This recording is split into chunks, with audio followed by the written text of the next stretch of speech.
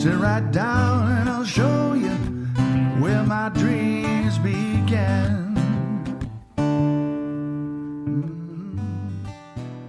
I'm Michael Dugan, your culinary host, guiding you through the chef's journey. Join me at the chef's table, where you'll experience stories, secret sauces, signature dishes, and kitchen disasters. Welcome back to our Clubhouse celebration of the Voice4Chefs podcast. It's been over a year now, and we are so excited that you are here. Today on the show, you'll meet my wife, my sister, my mom, and you'll also meet some of our guests from the show. Chef Abby, who graduated from the Culinary Institute of America and was awarded the Anthony Bourdain Scholarship. And Chef Andy, the singing chef who's traveled all around the world singing and cooking Italian. We are so excited that you are here with us. You'll also connect with Chef Mimi, the co-founder of this amazing club on Clubhouse called Food is Religion, Hiromi and Simona from Bombay, India. And we can't forget Michelle Gill, our host. In part 2, we bring you behind the scenes of the Voice4Chefs podcast. I'm delighted and excited you're here. Let's continue with the Voice4Chefs celebration in Food is Religion on Clubhouse. Carrie, I know that you were having some trouble unmuting. Can you go ahead and unmute now? Let's see if there you go. Yes, I'm here. Thank you. It's so funny. I am a user experience designer and I couldn't figure out this UI. I'm not on Clubhouse very often. It's certainly helping Michael. And I just want to say, I'm so proud of you, Michael. There is just nothing like having a husband who has so much passion around everything. And I think the best part of being married to a creative person is that shared journey of ideas and laughter. Every day we have that. And our minds always never shut down. And we're always challenging the status quo, and we're thinking and speaking in stories. I think that is the best part. I do feel like I have an imposter syndrome being in this room because I am the worst cook in the world. And you can hand me a recipe and I will make a disaster out of it.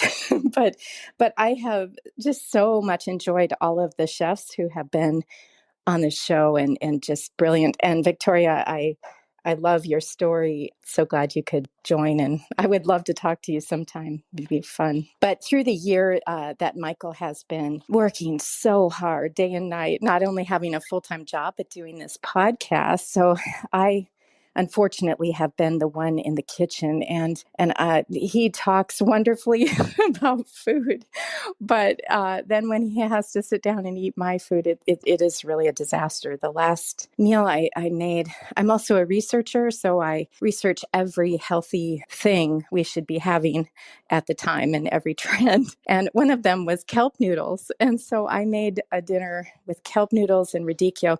So speaking of Italian, radicchio and pasta is a very popular dish in a particular region. And so I decided, I will include kelp noodles and radicchio. And it turned the kelp noodles purple. And it was the worst meal I think I have ever made. But anyway, he has suffered through my cooking, but he has done some wonderful things.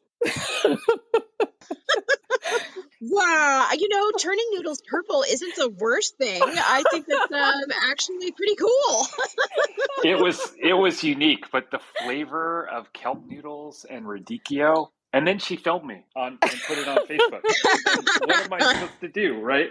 So here's a game that we play, and it's really fun. So she asked me, do I get a 10, right? 10 out of 10 for the meal. And then I'll describe this concept. I'm like, well, the kelp noodles tasted a little off and the purple color, so I'm going to deduct 2 points. So now you got an 8. She's like, come on, I need a 10. And we get into these fun little arguments, and it's all about presentation. It's about taste. It's about flavor. It's about the ingredients that you choose. We have a lot of fun with it. And Hiromi, I think, was in the room. She might have dropped off, but this is for Hiromi because I met Hiromi on TikTok when I was first learning about Clubhouse, and she gave me so much confidence when I came up on stage. And I think there were probably 100 people in the room. And I talked a little bit about Voice4Chefs, and I talked about spinning up a TikTok. And she said, it would be amazing if you did this as a couple. So Carrie and I have been talking about this idea of this ranting and raving about cooking. We might make some enemies though, but it would be really fun to do something like that. Like, what do I get for this meal? How do you rate it?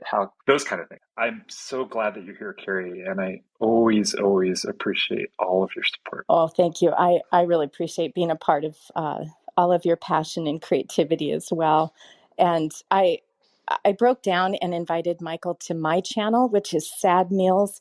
It started out very, very sad meals, but then I changed the title just this year because he has helped me quite a bit. It's some sad meals, some good meals, working on a Michelin star, but that's my goal someday. Yeah, I wish there was a way to turn noodles purple, but without the taste, I guess, because you said the taste was a little off. So I just want the color, because that would be awesome. Yes. Well, it wasn't actually, the kelp noodles didn't taste bad. It was the radicchio that was really bitter. And I have this really odd background with Italian. And so I know like all the different dishes I am a foodie, but I just can't cook, but all the dishes of the particular regions. And so I was trying to replicate this in a vegetarian way, trying to convert some of these recipes, which just doesn't work for me. But if I would tell somebody else, they could do it. Chef Abby in the chat just said that beet juice is a good dye for pasta. Oh, that's good, because that's great. That's a great idea. Yeah, that's a really good idea.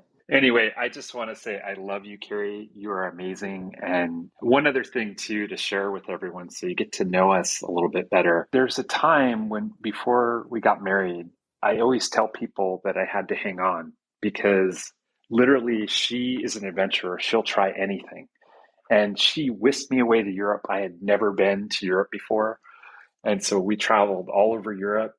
She loves to travel. Every opportunity she gets, it's all about travel. And so for me, it's about culture and food. So combining those things has been a dream come true. And I'm so grateful for that. And thanks for putting up with all my podcast obsession. No, I'm so happy to support you. I'm just so sorry you have had to put up with my cooking, but I'm so proud of you too. I love you very, very much. This is the problem with food as art, because like if I mess up a painting, I can pretty much just slap some gesso on there and start all over again.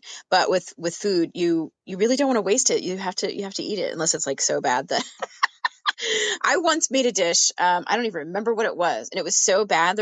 Our resident raccoon, who just kind of wanders around, didn't eat it. So when a trash panda doesn't eat your food, it's pretty bad. So with that, I also wanted to welcome Simona and Chef Abby up to the stage. And Chef Mimi, I don't know if you are in a place where you can speak yet, because I know you've been pinging in people furiously, so that's great.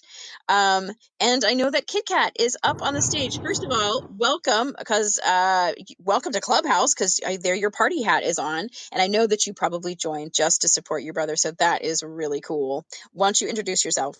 Oh, okay. So my pet name there is Kit Kat, although my brother called me many things when I was little, and they were not as positive as that. So anyway, yes, I am the sister. I actually had a question for Mike. I have not listened to all of the podcasts, but I really enjoyed the ones I've listened to. So my question is, when will there be an episode where you are interviewed? I know Carrie's dying to do that. Maybe we'll do that sometime soon. We're gonna probably end season 1 soon. I would open up season 2 with something like that. Great. We need to know where your inner foodie came from. Yep. Yes, I love that question. And she's my sister, so she can definitely ask that question. Well, tell us a little bit about you, Kathleen.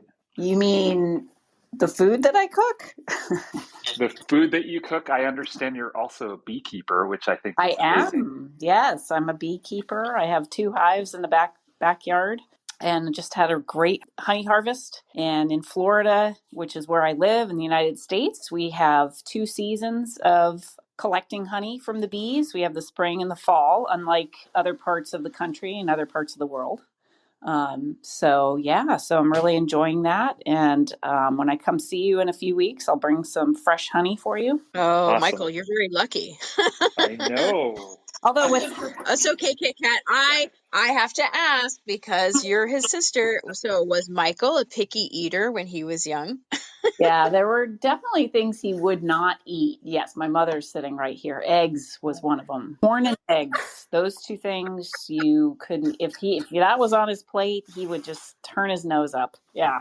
Wow, That Michael. was I know, Michelle. And what was so interesting about my mom is she would justify it. She would say, "Well, you like popcorn, so why don't you like corn?" And I could never figure that one out. she was trying to get you to critically think. And we know that's a parent's job is to set you out in the world to critically think. So there you go. So now I'm curious, Michael, do you now eat eggs and corn, or are those still two of the foods you won't eat? Carrie, my wife, has really got me to try foods that I don't like and sort of work them in. Like I'll see corn show up in salads, but eggs, no. I love to cook eggs. I love to poach. I love to cook her an omelet. I love to cook eggs for her, but I do not like regular eggs, and I don't think I ever will.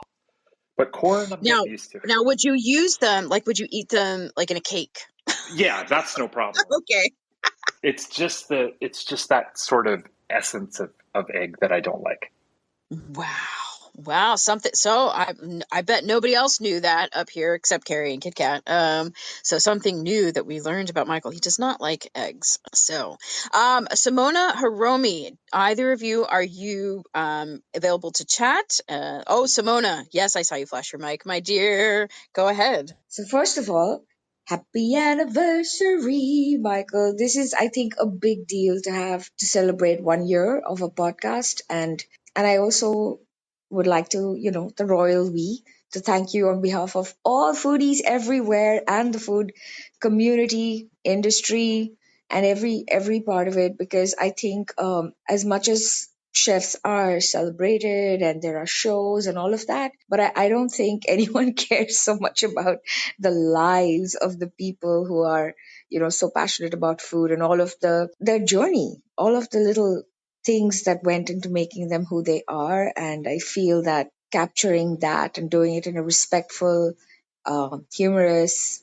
and artistic way is really, really a gift. So thank you. That's pretty much all I wanted to come up and say. Thank you, Simona, and thanks for all your contributions. And I wish you so much luck on keeping the podcast going for like as long as possibly can. We share Yeah. something very special. It's a passion for seafood because when I hear you talk Oh my absolutely the God. same way. So on our episode, that's one of the things we are going to explode with passion about seafood. Ah, I am so looking forward to that. Today, Me just too. today, I have made a shark fish Thai curry inspired fish stew and Wow. a chili and black pepper. I know, Michelle, I'm trying to like grow up and grow a pair and get more adventurous and make Chef Mimi proud of me. I made it a little No bit spice spicy. shaming. And it's a chili and black pepper crab, like Asian style crab. I don't know what to call it. It's just, yeah, deliciousness. Yum. It's a I would lot call of it yum. sauciness. Yeah, thank you.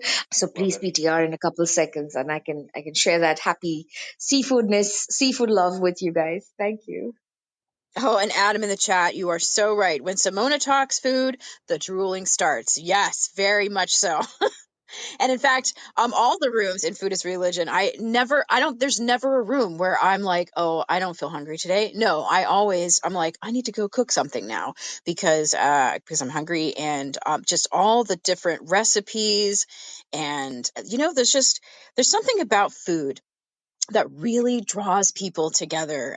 When we break bread, it's very difficult to break heads at the same time, I think. So it's wonderful. Michael, I know that we're about 15 minutes out, and I have a quick question. What was your most memorable podcast episode? Okay, so this is really, really tough. Memorable, I would say, with my wife and Stay Hungry because it was really our first. And doing that was very challenging because I usually do an episode through a tool called Zencaster over the internet. But because we're both in the same place, that made it a little bit more challenging. And also that the passion and the energy between us to get it right, that perfectionist kind of took over on both of us. But it turned out to be an amazing episode. So that's one of them. But I love them all. I listen to every single one of them, probably for editing purposes, maybe 5 or 6 times, but I still circle back and listen to them. But I'll highlight a couple really quick. So when we launched with 3 episodes. One of the first ones was my wife, and then Clara from Castilla Restaurant, which is a Spanish tapas restaurant.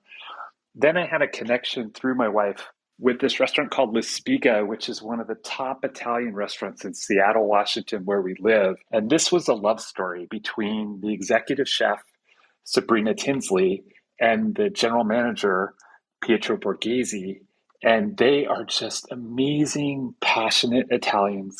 And they met in Salzburg, Austria, and they fell in love and eventually ended up in Italy. And at that point, Sabrina studied under the grandmas or the nanas in Italy.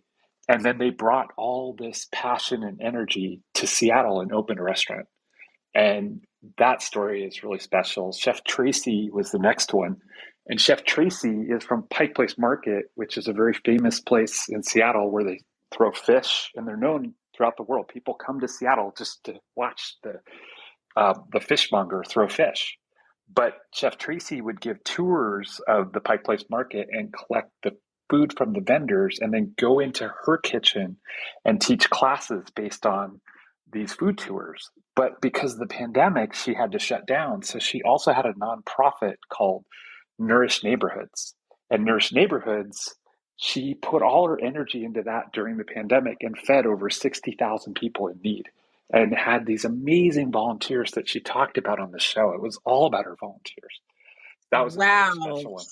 Yeah. 60,000 people in that Yep. is amazing. I'm gonna definitely have to listen to that episode on there. And I know Chef Mimi has something that she wants to say. My dear Chef Oh, Mimi, are you ready to speak? Of course, I can't leave this room without saying my congrats and a little bit about Michael. I agree with Michelle when you said that Clubhouse is the best platform out there for us to connect with people from around the world. It's just amazing in exposing people from all different walks of life to connect around the globe. And some of these connections wouldn't have happened without Clubhouse. I mean, it just allows us better accessibility to people whose paths may not cross yours otherwise, right? But this doesn't mean that we would connect with everyone that we meet, right? Clubhouse gives you accessibility, and it's up to the individuals to connect with each other. And the thing about Michael that shines so bright is that, you know, he just draws you in from the get-go because of who he is. Michael, you are one of the most genuine, generous, kind, compelling people I've ever met. Your story is amazing. And I think you could really teach a class about how to make better connection with people because, you know, I've seen a lot of people going around Clubhouse and just sell themselves. And that's not how you connect with people. Just tell your story and be real. And I also want to give dumplings to Carrie. Okay, I got to explain. You know, instead of giving flowers, I like to give people dumplings. And I think Carrie, first of all, so nice to meet you here. And I love your bio. It says that the data tells you what's happening, but the stories tell you why it matters. And Michael is the walking example of how to connect with people the right way by telling your story, telling you why. And that's why we connected right away. And I wish that everybody on Clubhouse knows this secret. And I want to congratulate you, Michael. And I know that because of who you are, no matter where you go, what you do, you're bound to succeed. You're bound to find many fans like in all of us here. And lastly, I want to second what Michelle said, that Carrie deserves a lot of credit for your success, because behind every successful husband is a very understanding wife, and vice versa. So congrats to both of you. It takes a lot of support from, your partners, for all of us to be able to follow our passions. So thank you so much, Michael, for being a part of Food is Religion. We love and admire you so much.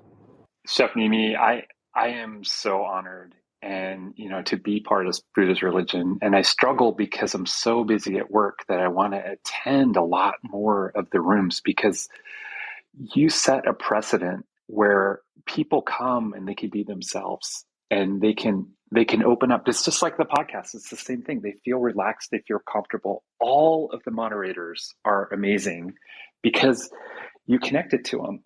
And I just wish there was a way for people to understand how amazing it is. But if you come to Food is Religion and you join one of the rooms and you get involved in the conversations, the moderators will help you overcome your fears, because they will help you feel comfortable, just like the podcast, where you're in their living room, and you're having a cup of coffee and an appetizer. It really feels like that at Food is Religion. And Chef Mimi, you set that. And now we're over 6.3 thousand members, maybe even 6.4 at this point, which I just think is absolutely incredible. And for me, my podcast grew. I'm gonna get emotional, but this podcast grew from, I would say, five countries to over 27 countries because of Food is Religion, because of the people listening and people I connected to indirectly. And I'm forever grateful for that. Oh, that's so wonderful. I mean, this is what Clubhouse is about. This is what social audio is about. It is about connections. It's about people. It's about being heart-centered. I just love it. And of course, I really love the Food is Religion Club, because I have met so many just amazing people in this club. So thank you, Chef Mimi, for creating this. I did want to give Hiromi and Chef Abby a minute to come off mute if they are available, and to give their shares and their congratulations. Hi, would I be able to say my congratulations to Michael? Yes, and you missed his shout out to you, Hiromi. You popped out of the room, but he was giving you some, not flowers, but dumplings. That's what we're saying today. Oh, I love dumplings. Michael I met him actually in one of my TikTok rooms, and we talk about this, and he is one of the kindest people. You can tell by the way he speaks, and just what, like Victoria says, like, I can see the way he brings out the warmth and energy and love from everybody. And I just think he's so amazing, him and his wife. And I'm so blessed to know Michael here on this app. And I just want to say congratulations. And I know this might sound corny, but you deserve all the success just because of the kindness and heart that you give to everybody. So congratulations, Michael. Thank you, Hiromi, and thank you, everyone. Chef Abby. Hi. Sorry, Chef Abby. I know you were Say popping in and something. popping out. I apologize if it's really loud in the background. You're I'm good. at work and there's a bunch of stuff going on. But I do just want to say congratulations, Michael. You have been one of the best mentors that I've had, and I'm so thankful from being on the phone with me at 10 o'clock at night going over interview tactics and good ideas for the job that I'm at now, to which from the advice I took from you, I'm succeeding at it. So I have so much to thank for you, and I continue to look up to you, and so I'm so proud of you for making it this far on Clubhouse and with your podcast. And thank you, Chef Abby. And just so you know, your episode's going to be coming out in, I think, 2 weeks on Saturday at 1 p.m. Pacific Standard Time. Really excited about that. It's such an amazing story, and I can't wait to share it with the world. I'm so excited. I can't wait. As we're wrapping up, I really want to thank Michelle, because for me, it was a very humble thing to think about this. Asked her if she would be the host, and I was so honored when she said yes. I feel really honored to know you, Michelle, and we hosted a cooking class together for months, And I looked forward to it every Saturday with you and Chef Mimi. You are an amazing moderator, and I am so grateful for your friendship and for your help. Aw, thank you. And before we have to pop off, I want to ask you, since you're going to stick around for a little while, to tell us what the future holds for the Voice for Chefs podcast, and what you're most looking forward to in the next 6 months. I dream about getting a sponsor because the costs have really gone up. And I have a few fixed costs. I have some technology costs, but they've kind of raised them. That's one thing, because then I can continue with Voice for Chefs. My dream is to continue at least for a second year, maybe a third year, because it's really growing now.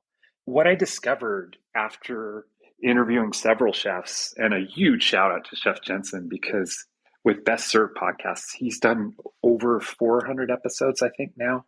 And he's like a mentor to me, even though I don't talk to him that often. I listen to him, I follow him. And when Chef Mimi connected me to him, it was epic. It was absolutely epic. And what it did for me was it broke down all the barriers. I don't feel like there's anyone out of reach anymore. My dream is to interview Tom Douglas. I'm going for it. He's an icon in Seattle. Jose Andre and what he's doing with the world, I would love to interview him. There's a lot of chefs like that I would love to interview. But also for me, it's about the story. It's about a compelling story. If someone's giving back to the community, I want to have them on the show. And so for me, what's ahead is creating these beautiful, impactful stories that inspire people in the hospitality community to interview chefs around the world. But again, celebrity chefs and chefs that have a compelling, impactful story. Ciao, Michael. Ciao, Andy.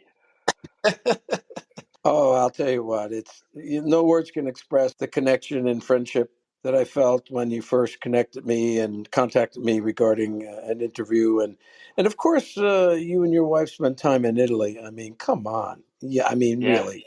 We got married there. Yeah, well, this is real special. I mean, Yep. I was just listening to Bocelli and one of my favorite mezzo-sopranos, Cecilia Bartoli, and my eyes were tearing.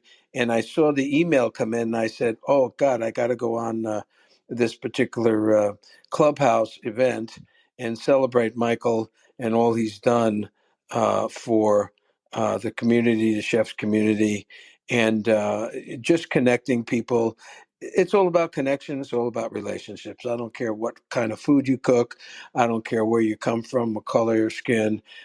When you sit down at the table, everybody is family, and that's my idea of a real connection with people. And of course, with the music, it's it's all part and parcel of what I do. But Michael, thank you so much for having this 1 year anniversary. And as long as you want to go, I know God will provide a path to follow, and it's going to be filled with all good treats, tips, and other people that you want to connect with all over the world, because you already established your thumbprint, so to speak, with you and Carrie. She's your rock, I'm sure. I wish you happy, healthy, prosperous times in whatever you decide to do in your life. Good buddy. I'll be up there someday having a lobster roll with you guys. We really hope you come visit Seattle, Andy. We've been talking about it, as you start traveling. You've been a guest on the show, and I was so honored. Can you tell us a little bit about your background? I understand you were an epic recording artist, and you combined cooking and singing, and you've traveled all over the world as a celebrity chef. Can you share a little bit about that? I'm down in Virginia now. I was sponsored to come down here because my new pasta sauces are going bananas. They're really selling very well, and they're in some new heat and eat meals and shortcut meals now, and I'm real excited about it. But one of the things that I tell people is you got to follow your passion. My passion has always been entertaining.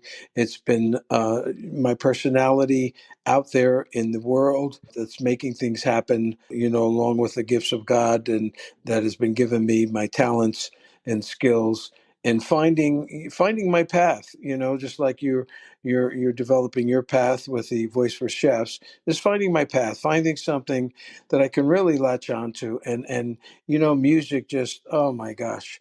it just opens my heart. It opens people's hearts. And, when I sing, I want to sing to the heart of people and have them open their hearts.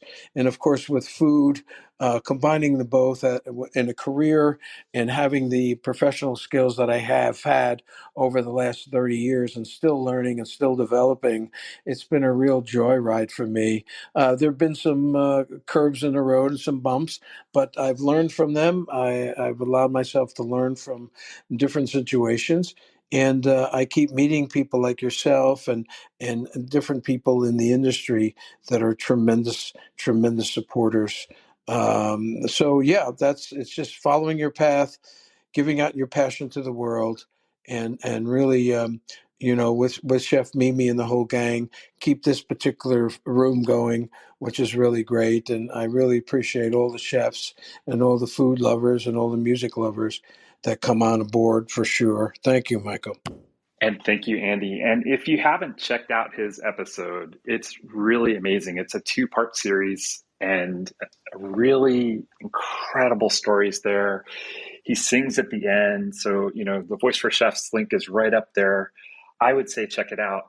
And Andy, my mom is here with my sister, and she's Kit Kat, my sister. And then Carrie, can you honor us with a song and everyone here? Volare, whoa, la la la la la la, cantare, whoa, no wonder my happy heart sings. Your love has given me wings, ne blue, di pinto di blu, felice di stare lassù, volare. Wow. Oh my God. That was amazing. Just on the spot, on the cuff, and Andy, he's toured all over the world. He played at the Isle of Wight Festival. He met Sting. That whole story is on this episode. Oh, I just love that connection to food and singing and your whole story about how you have traveled all over the world bringing joy to people, and tell us really quick. I'm curious about this. What is the largest audience you've ever performed for? Well, it was probably at the Isle of Wight Festival with Sting and the Police. They had actually in front of their stage 50,000. Wow. I was on another stage, that probably had about 3,000 people.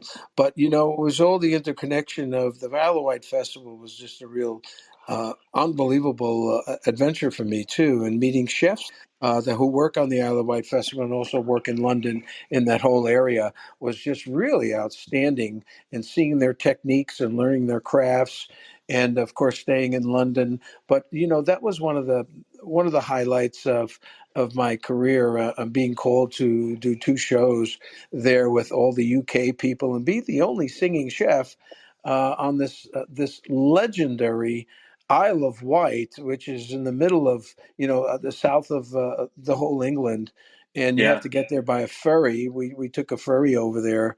My agent and his lovely wife accompanied me. We stayed in a sort of bed and breakfast that was an old monastery that was owned by a family, and they had a garden outside, and I had my first English breakfast.